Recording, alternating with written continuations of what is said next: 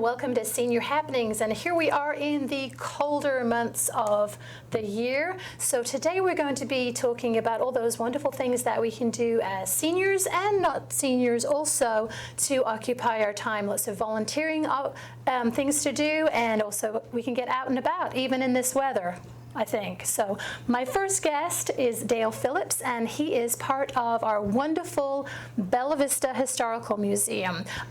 Dale, thank you for coming to the show. Thank you. Good morning. And we spoke a lot before the cameras started rolling about the wonderful history of the museum and also your own history. If you wouldn't mind telling us just a little bit about yourself and your background. I am a retired National Park Service ranger historian. I've worked at historical sites all over our nation for 41 years. And then 7 years ago, my wife and I chose Bella Vista as our retirement home.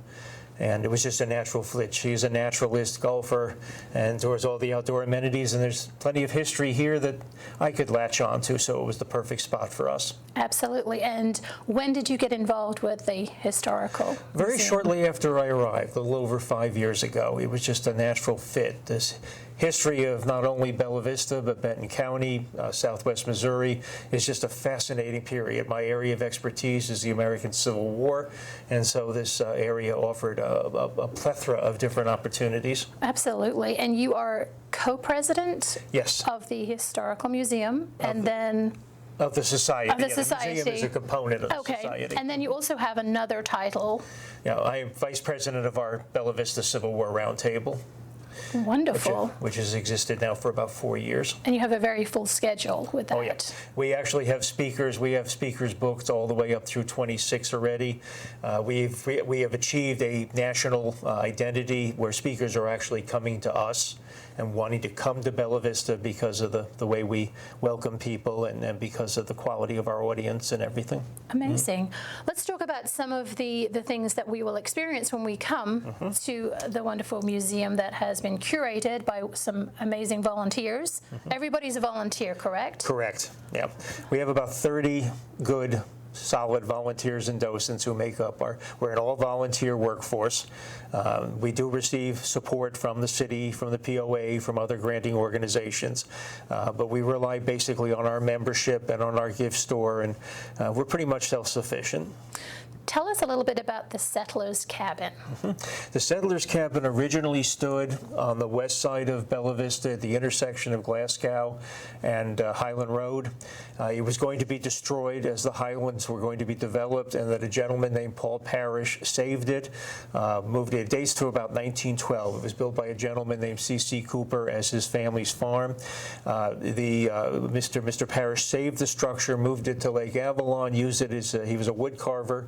He used it as his studio for many years, and then with his passing, the family sold the property, and the new owners of the property were not interested in the cabin, and so they offered it us to the Historical Society if we would raise the money to move it to its current location on our property next to the museum. What are the complexities of moving a structure like that? It was a task. Yeah, we have quite a few records and photographs and things of it. Was quite a task, especially getting it up the hill and onto the moving vehicle and then moving it over to the site.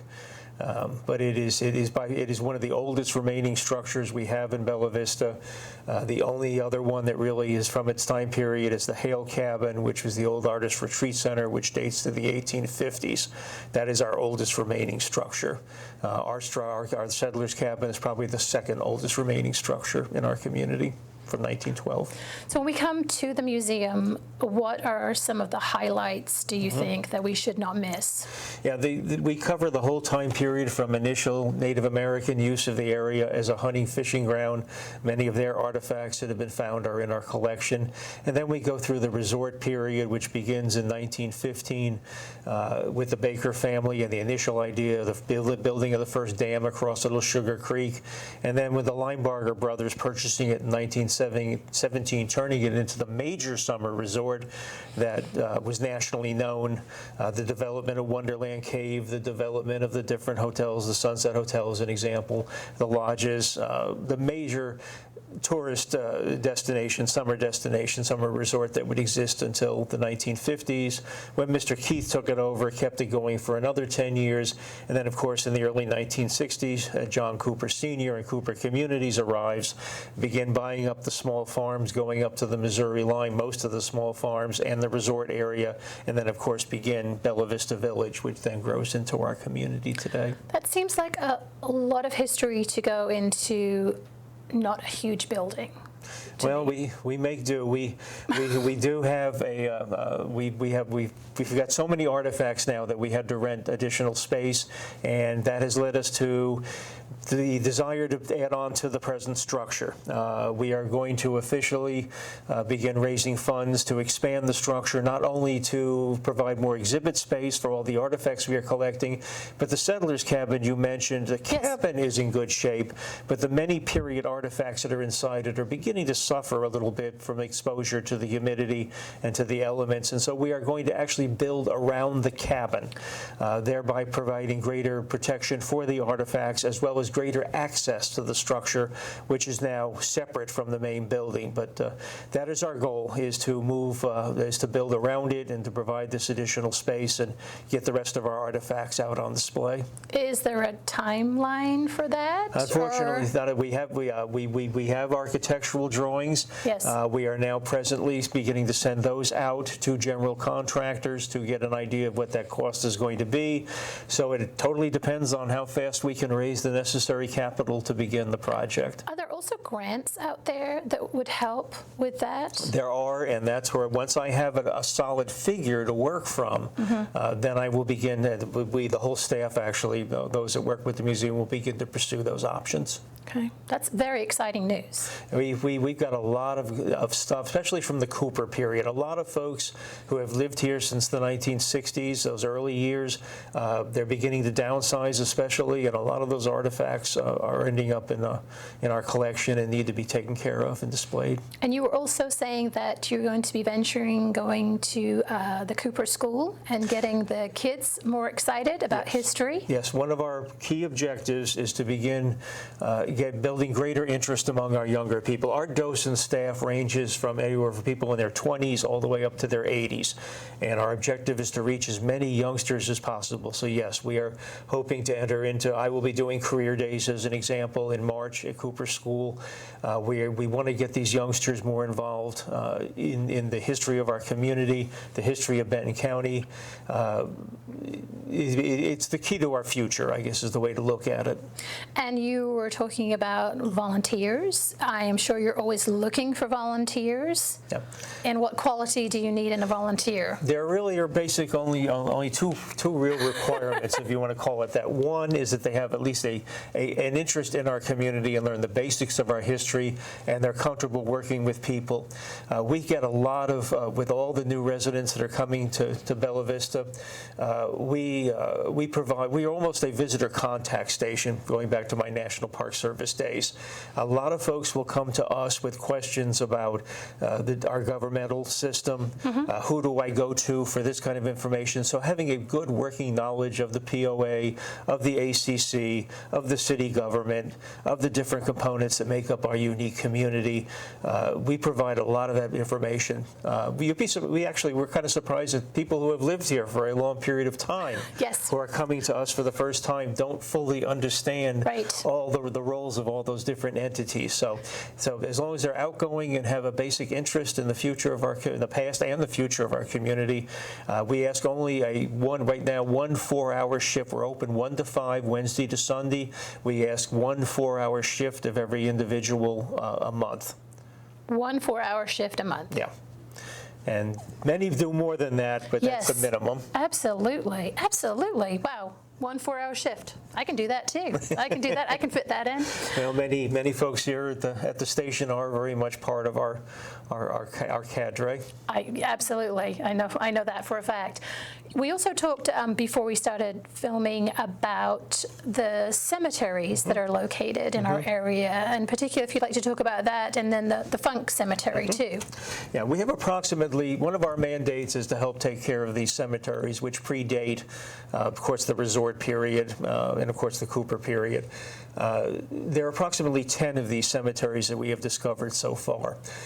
Many are still very well taken care of, like Doug Hill and the Cemetery Association there, but others require not only our assistance to help take care of, but the folks that live around them.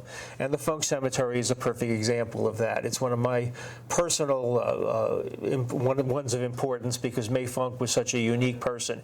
Only she, I believe it's her great uncle, and one infant baby. There's only 3 burials there. May was a young lady who died of tuberculosis at the age of 35, and went to school. Her school was adjacent to the property where the church is now, and wanted to be buried there. And so that is her resting spot. We have a photograph of her. We know a little bit about her. We're learning more about her and her family. But it's our responsibility to see to it that these cemeteries and who these individuals were, that between the Civil War period, the end of the 1860s, and the beginning of the resort period in 1915, these individuals harnessed this very, very hard land and began to build what we have today. They are the pioneers, if you want to call it. And so we see to it as part of our role to make sure that their memories are not forgotten. Will you do that through documentation? I know in England, churches kept highly sophisticated documentation on births and deaths. Will you do that? That is, we are in the process of doing that. Benton County actually has a cemetery committee which does that for all of our cemeteries in Benton County. And so yes, piece by piece. Unfortunately, many of the graves, especially in the larger cemeteries, are just stone markers. There's no writing on them.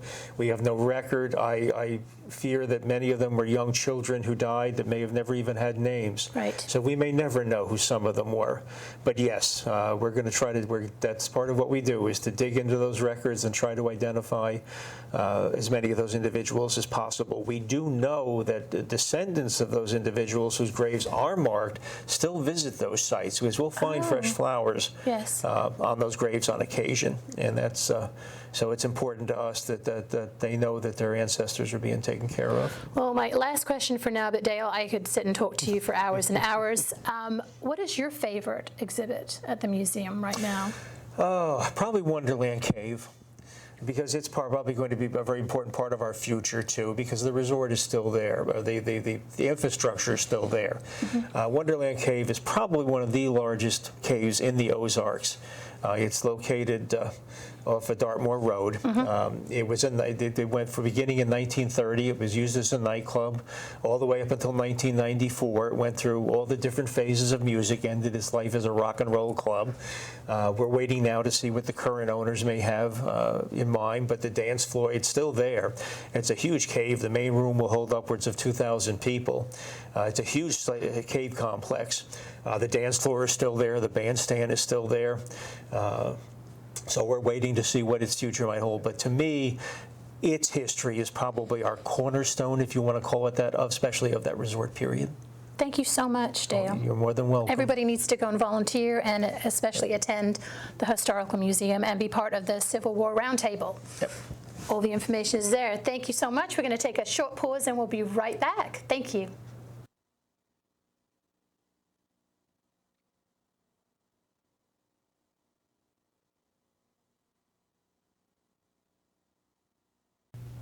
Hello, I'm Mike Cleary, host of Mike Cleary Presents right here on Bella Vista Community Television. Beginning January 1st, 2024, Bella Vista Community Television will no longer be broadcasting on Cox Channel 222. We'll be switching to a 100% streaming platform. We're adding the Roku channel to our list of streaming platforms that includes YouTube, Facebook, and now the Roku app. For more information, go to our website or contact Bella Vista Community Television.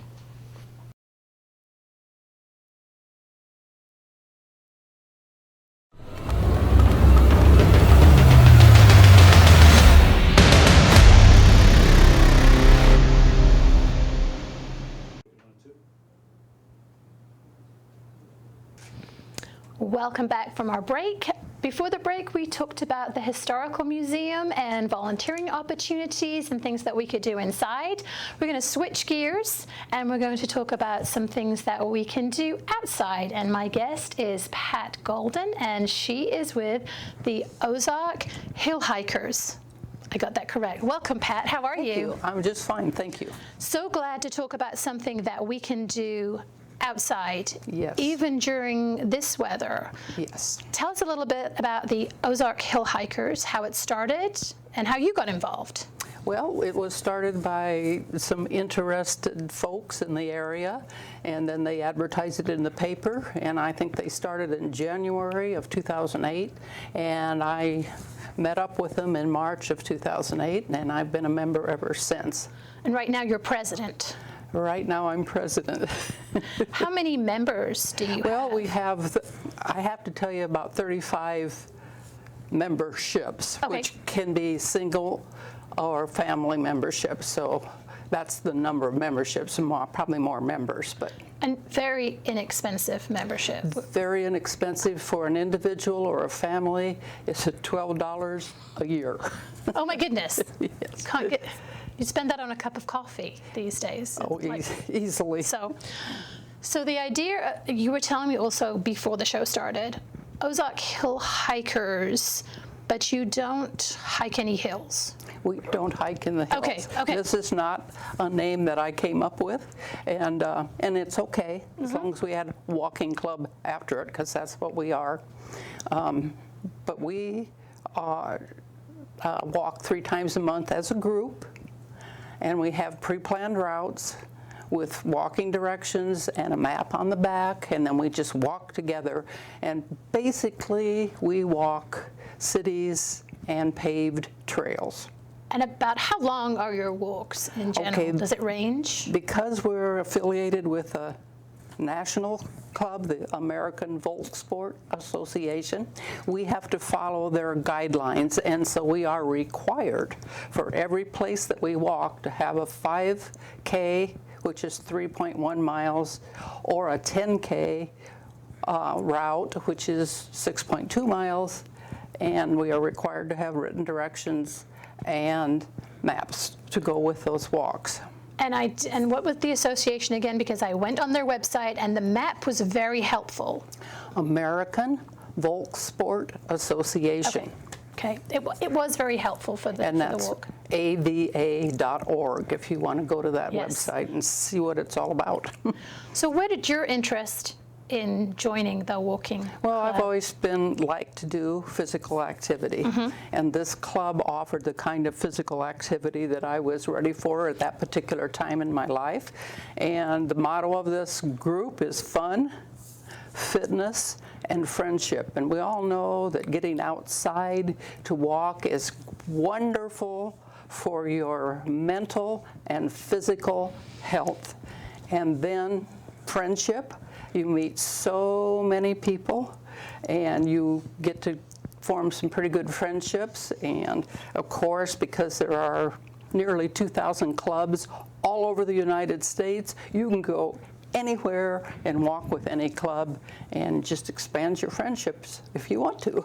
I know when I was looking on I think the official Facebook page of yours, there were lots of beautiful scenery, but there were lots of gatherings and food and, as you said, friendship. This was not just, okay, we're going to walk and not talk to each other. This was No. very much a friendship. It's a friendship. It's non-competitive. You can walk at your own pace. You'll always have somebody to walk with. And wherever you decide to walk with another club's set of cities, Right. you know that you're going to see something interesting, because that's what they plan to feature in their walks, and it's also going to be a safe walk, because that can be a concern in some of the bigger cities. Absolutely.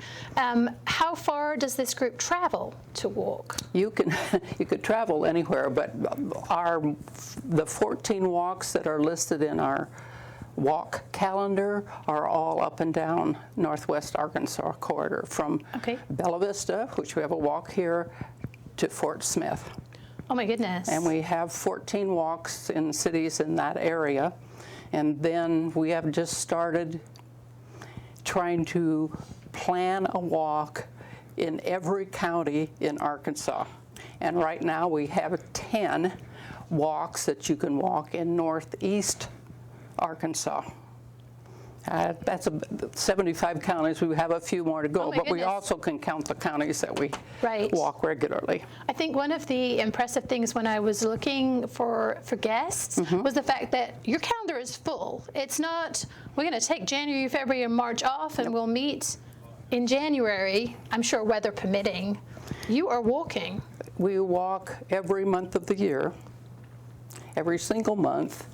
And from January to November, there are 3 walks each month planned as a group walk. And then in December, we usually do 1 walk. It's a night walk in some city that features their Christmas lights, and then we have dinner together. So it's a fun, it's a social and a physical fitness group, and we just try to enjoy it. And, there are lots of clubs. There's clubs in Oklahoma, Kansas, Missouri, Arkansas, Louisiana. That's our region. Right. And those we can travel to as well. That's exciting. And I do like what you said about people can walk at their own pace, because I think sometimes when people are looking to find an activity, they're like, oh, maybe I won't keep up, maybe I won't keep the pace. Not a problem. Our members of our club are very conscious of making sure that everybody is included and nobody's left behind. That's very important to us. And I know a lot of people say, ooh, 3 miles, I don't know if I can do that. Right. They would be surprised how fast that 3 miles goes when you're walking and visiting with people. It is absolutely amazing. Absolutely. May I ask, what is the age range of your members, or people who walk? We would like to include anybody as well. Yes. And we do have a few people that are still working, and they join us when they can. But when you look at our schedule, you can see that 2 of the walks are Tuesday and Wednesday walks, and then we do have a Saturday walk. But mostly our members at this moment in time are retired. Right. Which, That's great. And as retirees, people need to get out and exercise and walk. And socialize. And so, yes. It's extremely important. May I ask, during COVID, what did the group do? Well, we walked. You did? For the most part. I think we took like maybe 5 months we didn't walk, and then we decided we're outside. Right. We can do this. And then in our region, which is the 5 states that I mentioned, yes. Every other year you do a regional conference. So everybody from all those clubs come in and meet, and we did one in 2020. And we were the only club, or the only region in the United States that actually had a regional conference. And we did 5 walks, and we had a great time. Wonderful. Where is your favorite walk so far? You may, Well, I have a few. Okay. But, a number of us like to travel together, and so we've traveled to many different places to walk. So you have lots of opportunities. I went out to Oregon for the national convention, and we walked around Mount St. Helens, which was wonderful. We walked along the coast of the Pacific Ocean. We walked on the Oregon University campus. I'm not sure which one, Oregon State or University of, but those were fun and well planned. One of them is one of their walks. You got to walk behind a waterfall in a park. And just the walks around here, we always have a good time. You never know what you're going to. And we've been walking, but we do a lot of walking with the Joplin Club because they're relatively close. Absolutely. So, around here, my favorite probably is Eureka Springs. Okay. Yeah, it's a challenge. It's the most challenging walk we have because if anybody knows Eureka Springs, oh my goodness, it's pretty hilly. Yes. But there's just so much to see and do there. And places to, as you say, places to stop. Places if you need to a stop. break. places to eat. Places to eat, very important places to eat. I saw that as a theme on the Facebook page. So it's a walking and eating club. Well, it has turned into that. You know, the AVA has fun, fitness, and friendship. Yes. And we've added food to those words. I think that's very But good. that's another part of that socializing, and you get to know Absolutely. people.